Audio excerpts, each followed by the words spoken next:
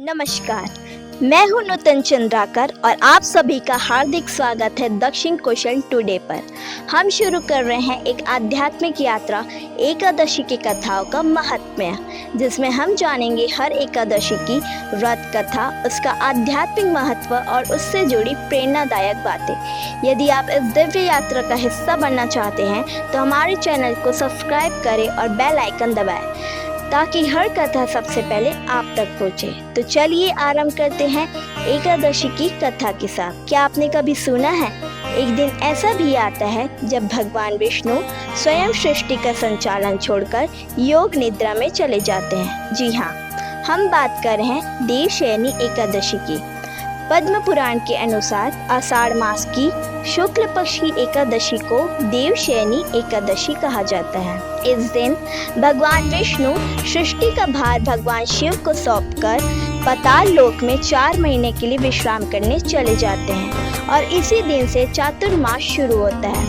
अब इस दिन से जुड़ी एक बेहद प्रेरणादायक कथा सुनिए। एक समय की बात है, एक सूर्यवंशी राजा था। नाम था राजा मांधाता। वह न केवल धर्मात्मा था बल्कि एक चक्रवर्ती सम्राट और महान तपस्वी भी था। राजा मांधाता का राज्य बहुत खुशहाल था, लेकिन एक दिन उनके राज्य में 3 वर्षों तक वर्षा नहीं हुई। चारों ओर हाहाकार मच गया, खेत सूख गए, नदियां भी सूख गई और लोग बहुत परेशान हो गए। प्रजा की पीड़ा से व्यथित होकर राजा ने वन की ओर प्रस्थान किया। वे ब्रह्मा जी के मानस पुत्र महर्षि अंगिरा के आश्रम पहुँचे। राजा बोले, हे ऋषिवर, मैं धर्मानुसार शासन करता हूँ, फिर भी मेरे राज्य में अकाल क्यों पड़ा है? ऋषि अंगिरा ने उत्तर दिया, राजन, आपके राज्य में एक शूद्र तपस्या कर रहा है। इस युग में यह धर्म के विरुद्ध है और इसी कारण से इंद्रदेव क्रोधित है। यदि राज्य को सुखी करना है तो उस तपस्वी का वध करना होगा। राजा बोले, मैं निर्दोष की हत्या नहीं कर सकता, यह मेरे सिद्धांतों के विरुद्ध है। ऋषि ने समझाया, राजा, तुम आषाढ़ मास की शुक्ल पक्ष की देवशयनी एकादशी का व्रत विधि पूर्वक करो। इससे तुम्हारे राज्य में फिर से वर्षा होगी और प्रजा सुखी हो जाएगी। राजा मांधाता ने उस व्रत को बड़े ही मन लगा कर किया। उसने भगवान की पूजा की, व्रत का पालन किया। धीरे धीरे आकाश में बादल छाए और खूब वर्षा हुई।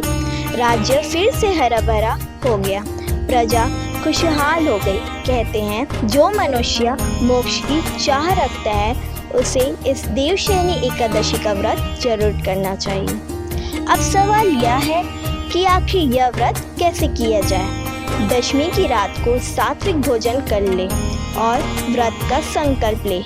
एकादशी के दिन उपवास करे, भगवान विष्णु की पूजा करे, जप करे और ध्यान करे।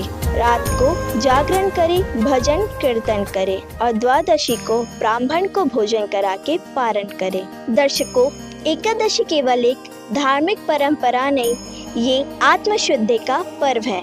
यह पापों को नष्ट करता है, साधना को बढ़ाता है और हमें भक्ति के मार्ग पर आगे बढ़ाता है। तो इस देवशयनी एकादशी पर हम भी संकल्प लें, भक्ति, संयम और सेवा से अपने जीवन को पवित्र बनाने का। हरि बोल।